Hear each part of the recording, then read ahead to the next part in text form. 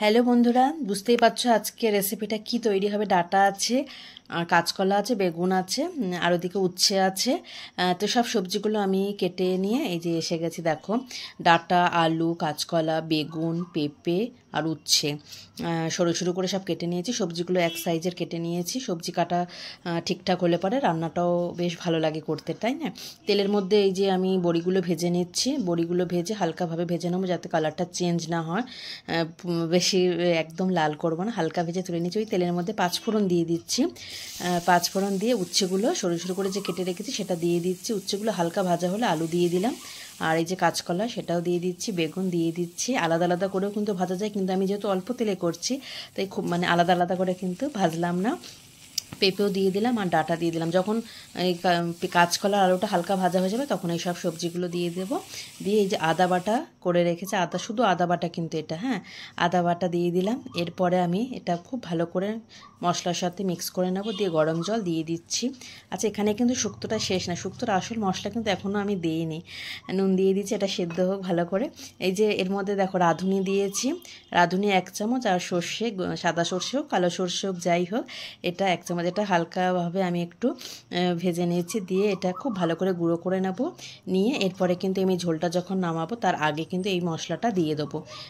Half হয়ে গেলে তারপরে এই ভাজা বড়িগুলোও দিয়ে দিলাম। এবার একটু খুব ভালো করে মিক্স করে নেব। আর এবার আমি দুধ দেবো, আর একটুখানি চিনি আমি দিয়েছি।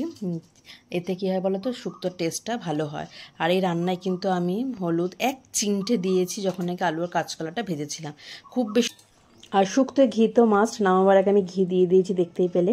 তো শুক্তো আমার রেডি হয়ে গেছে, আমি শুক্তোটা রেখে দিচ্ছি। এরপরে আর একটা কী রান্না করবো সেটা দেখাচ্ছি তোমাদের। মাছ দেখো, এটা কি মাছ? রুই মাছ দেখো। আর এই হচ্ছে অরিজিনাল তেলাপিয়া দেখো। বাহ, ভালোই হয়েছে। জ্যান্ত মাছ খাওয়া ভালো। শুকনো ডাটা দিয়ে ডাটা আলু দিয়ে ঝোল করবো। ঝোল করবে একটা। এবার কেটে দাও দয়া করে, তাহলেই হয়ে যাবে। এখন কাটার সময় নেই। তুমি কাটতে হবে না? কাটতে আমি পারবো, কিন্তু এখন তো সময় হবে না। এখন তুমি যদি একটু মাছটা কেটে দাও তাহলে আমি রান্নাটা করতে পারি। অন্য সময় হলে আমি কেটে নিতাম। মাছটা নুন হলুদ মাখিয়ে ভেজে নিচ্ছি। এই মাছটা আমি 2টো টুকরো করেছি, একটা বড় মাছ। তো আজকে আরও আইটেম আছে, এই জন্য মাছটা করছি। আর ওই তেলের মধ্যে আলু দিয়ে দিয়েছি, ডাটা দিয়ে দিয়েছি। আলুটা একটু ভাজা হলে তার ডাটা দেবো। হলুদ গুঁড়ো দিয়ে দিলাম, আর আদা আর কাঁচা লঙ্কা বাটা দিয়ে দিয়েছি। এরপরে এটা মশলাটা কষিয়ে নিয়ে জল দিয়ে দিয়েছি। এই যে নামাবার আগে ভাজা বড়িও দিয়ে দিয়েছি, ধনে আর জিরে ভাজা গুঁড়োটা দিয়ে দিলাম। আমার মাছের ঝোলও তৈরি হয়ে গেল। এদিকে শুক্তোও রেডি আছে। আজকে লাঞ্চ থালি দেখো, আরও একটা আইটেম আছে। আমি 2টো লাঞ্চ থালি রেডি করছি এখানে 2জনের জন্য। আচ্ছা, এখানে আছে শুক্তো আর আছে মাংসের ঝোল, লেবু আছে সাথে। তো আর একটা লাঞ্চ থালিতে দেখো আমি দেখাচ্ছি। এটাতে তোমার হচ্ছে এই যে ভাত আছে, আর হচ্ছে ইঁচড়ের তরকারি, আর হচ্ছে মাছের ঝোল। আর এখন ডাটা খেতে বেশ ভালোই লাগে, আরও বিশেষ করে বাড়ির গাছের ডাটা আমাদের। তো বাড়ির গাছ যে কোনো জিনিসই সবজি টেস্টটা আলাদা হয়, তাই না? আচ্ছা, যাই হোক, আজ মাছের ঝোলটা কিন্তু দারুণ হয়েছে। ভাজা মশলা দেওয়ার ফলে মাছের ঝোলের টেস্টটা কিন্তু আরও বেশি হয়। তো কেমন লাগলো আজকে লাঞ্চ সাইডটা অবশ্যই কিন্তু জানাবে।